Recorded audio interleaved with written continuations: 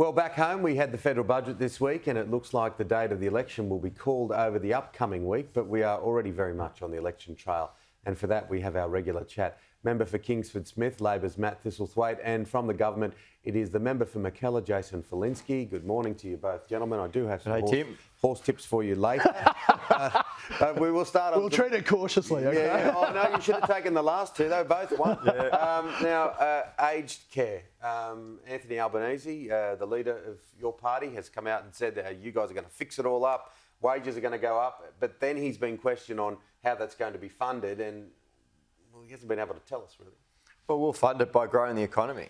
The great shame under this government, Tim, is that labour productivity has been falling. So the amount of income that the country's generating per worker has been falling. And some of the policies that we've announced, like our childcare policy, like our Powering Australia policy, will increase the productivity of the nation. And when you're growing the productivity, you're growing the economic pie that you can fund all of these commitments. And our aged care policy is something that's been long overdue. It's been recognised by the Royal Commission as a problem that needs to be fixed. We need better wages for aged care workers to ensure that they're not working 2 and 3 jobs and that they can't give the necessary care. We need better nutrition, and we need more devoted time so that people can care for aged care residents. There you go. Yeah, it's vaporware. It's vaporware. We've spent 3 years listening to Labor say, oh, you know, we're not the government. Well, they want to be the government. And we're 6 to 8 weeks away from a polling day, and it's about time they started coming up with detail. And I'll say this also about Albo's budget in reply speech. He talked about mandatory standards for nutrition. We already have those. He talked about extra powers for the Age Accreditation Agency. They've got more powers than the ATO do at the moment. So what more powers do we want to give? It sounds good. It might even look good on occasions. But when you open the hood, there's not much under it. But these are the things that have been identified by the Royal Commission, Jason. Well, Matt, and they haven't been fixed under your government. You've had 9 years to try and fix them. No, that's untrue. And they haven't been fixed. That is absolutely untrue. It's been identified by the Royal Commission as the things that need to be done. So we will do them. As you know, I come from the aged care sector. So I found the speech incredibly offensive. I really did. The government last year committed $17 billion to the aged care sector. I personally wish and really can't understand why more of that money hasn't got into the system, but that's starting to happen now. But the Aged Care Royal Commission, which you guys keep saying made these findings, did not make those findings. And in his speech, he had to refer to the interim report because the final report actually disagreed and said there was no evidence of some of the findings in the interim report. How do you get the money? That's the thing. I think everyone wants to fix everything, but we've been through... We all want to give more money. We've been through a pandemic through the last couple of years. And tax is going to be it, isn't it? I mean, I know we're going to grow the economy, but the taxation has to come with it.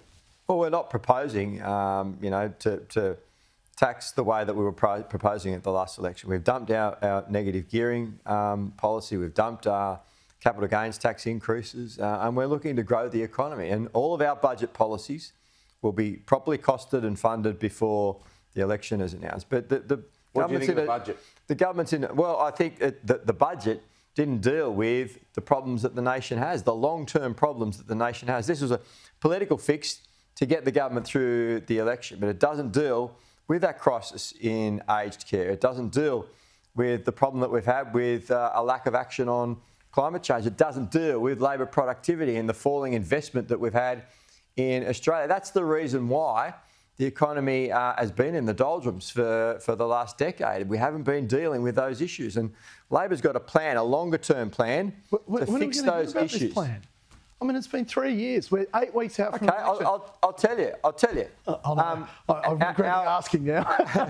Our policy around childcare will ensure that more women get access to the workforce. That improves productivity. That generates more income, more revenue for the government so that you can pay down some of the debt that's been accumulated under your government.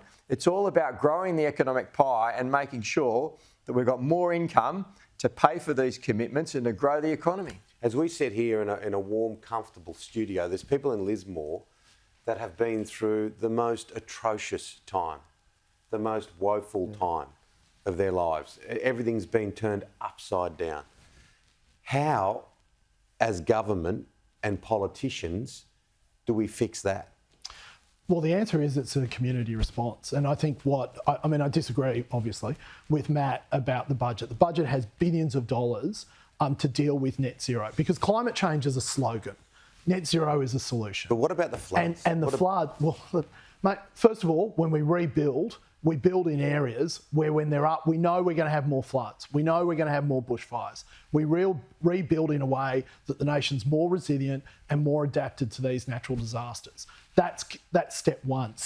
That's step three. Step one is helping the people here and today who are homeless find a place to live, make sure they've got the provisions to get on with their lives so that they are not scarred by this for a very long time and that we can get them back to normal. If you guys win the election, what can people who are watching this morning, what sort of scintilla of hope can you give them? Well, you've got to treat climate change seriously. And unfortunately, this government has tried to weaponise climate change and use it as a political weapon rather than a problem that needs to be fixed. So what we should have been doing a decade ago is planning for the effects of climate change. And that means building mitigation infrastructure. It means building levees. It means building culverts. It means building evacuation centres so that you are prepared for this sort of stuff. Who was in government 10 years ago? So that you were, and you dismantled all the policies that we put in place to deal with this sort of stuff. You guys keep talking about climate change and I'll keep talking about net zero because net zero is a solution. Climate change is just a cliche hiding in a slogan. So we've got billions of dollars committed to net zero and community adaptability. You guys just keep talking in slogans. You've had $4.7 billion sitting in a fund that was devoted to the Emergency Response Fund, devoted to building mitigation infrastructure. Absolutely. You haven't invested in one single project. That's We've announced if we are elected, saying stuff that's untrue, you know that's untrue. If we are elected, we will have a disaster-ready fund that will invest $200 million a year in protecting those communities and building that infrastructure to ensure that you protect them from the extreme weather events that are going to increase because of climate change. And that's the approach that we would take.